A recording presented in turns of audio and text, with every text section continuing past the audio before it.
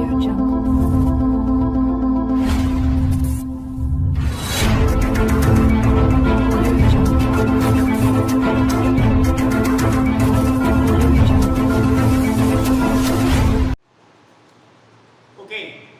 इसका जो second topic है वो बहुत ही इंपॉर्टेंट टॉपिक है, ध्यान से देखना आप लोग, बोर्ड के लिए भी और कंपटीशन के लिए भी ये बहुत इंपॉर्टेंट है।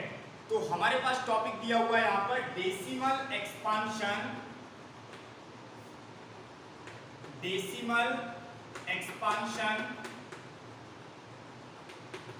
Of real number. अब रियल नंबर का मतलब क्या हो गया कि जो हम डेसिमल एक्सपांशन की बात कर रहे हैं वो आपका रैशनल में भी होगा और इरेशनल में भी होगा। किस किस में होगा? रैशनल में और इरेशनल में। तो सबसे पहले हम यहां पर देखेंगे इसको रैशनल में। अगर हम रैशनल नंबर में देखें और second one is irrational number, ठीक है। तो डेसिमल एक्सपांशन की जो कंडीशन होती है, रैशनल नंबर मतलब जो P अपॉन Q के फॉर्म में होते हैं, उन नंबर का डेसिमल एक्सपांशन दो तरीके से आपको दिया जाता है। फर्स्ट होगा आपका टर्मिनेटिंग डेसिमल एक्सपांशन। क्या लिख दिया मैंने? Terminating decimal expansion. टर्मिनेटिंग का मतलब क्या हो गया? इसको हम टर्मिनेट कर सकते हैं, इसको हम टर्मिनेट कर सकते हैं। सेकेंड होगा आपका नॉन टर्मिनेटिंग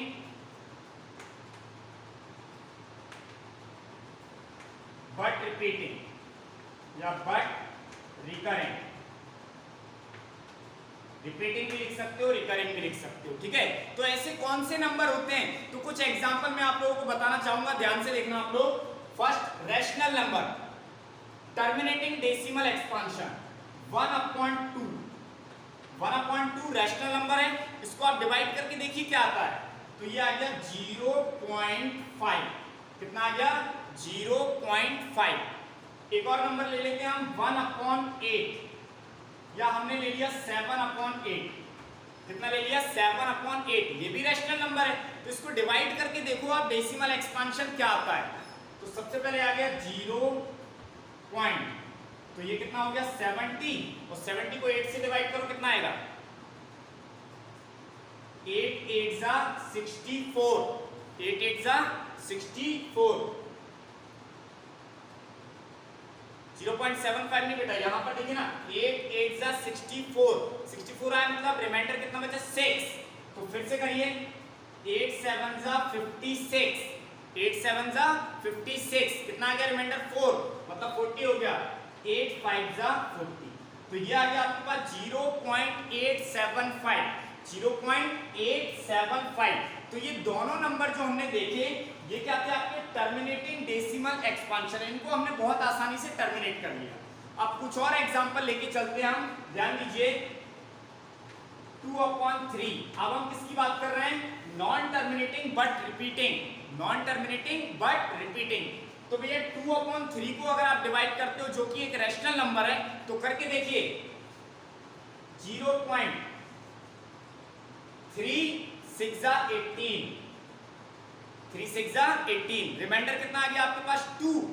फिर से 36 जा 18, रिमाइंडर कितना है? 2।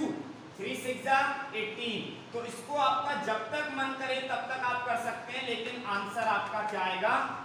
0.6666 and so on. 0.666 and so on, मतलब ये चलता जाएगा, कंटिन्यूअसली आपका चलता जाएगा, ठीक है। अगर हम यहां पर इसको इस तरीके से लिख दें 0.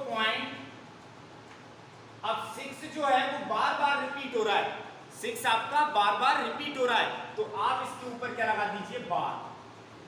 ये बार आपका ये रिप्रेजेंट करता है कि जो 6 है वो कंटिन्यूअसली रिपीट हो रहा है। या आप इसको ऐसे भी लिख सकते हैं 0.6 और ऊपर क्या लगा दीजिए? इस पे डॉट। ऊपर अगर आप डॉट लगा देते हैं, इसका मतलब भी यही है कि जो 6 है वो कंटिन्यूअसली आपका रिपीट हो रहा है। तो ये दो कंडीशन हो गई आपकी। टर्मिनेटिंग में डायरेक्ट टर्मिनेट कर सकते हैं हम डेसिमल एक्सपांशन में, और नॉन टर्मिनेटिंग में आप जब इसको डिवाइड करने की कोशिश करते हो तो क्या होता है, ये कंटिन्यूअसली चलता जाता है। अब मैं कुछ एग्जांपल इसी के बता रहा हूं कि अगर एक नंबर लिखा हुआ है मैंने 0.23777 एंड सो ऑन, तो इसको आप कैसे लिखेंगे? हमने देखा 0.23, इसमें कोई दिक्कत नहीं थी, दिक्कत थी 7 में जो बार बार रिपीट हो रहा है, तो यहां पर हो जाएगा 7 और उसके ऊपर क्या लगा दिया हमने, बार। क्या लगा दिया हमने, बार। नेक्स्ट देखो इसी का 0.12343434 एंड सो ऑन, इसको कैसे लिखेंगे? ये हो जाएगा 0.12, 12 से कोई प्रॉब्लम नहीं। अब 3 और 4 बार बार रिपीट हो रहे हैं, 3 4 3 4 3 4, तो आप इसको क्या लिखेंगे, 3 4 और 3 4 दोनों पे क्या लगा दिया आपने, बार। तो ये क्या हो जाएगा आपका रैशनल नंबर में ही नॉन टर्मिनेटिंग बट रिकरिंग या non terminating but repeating. Is it clear? Okay, next है हमारे पास इरेशनल नंबर। क्या होते हैं इरेशनल नंबर? जिनको हम P अपॉन Q के फॉर्म में नहीं लिख सकते, वो क्या होते हैं आपके इरेशनल नंबर। तो बात करते हैं हम यहां पर, ध्यान दीजिए ऐसे नंबर कौन से होंगे। सबसे पहले मैंने लिखा √2, इसकी कंडीशन क्या होती है, नॉन टर्मिनेटिंग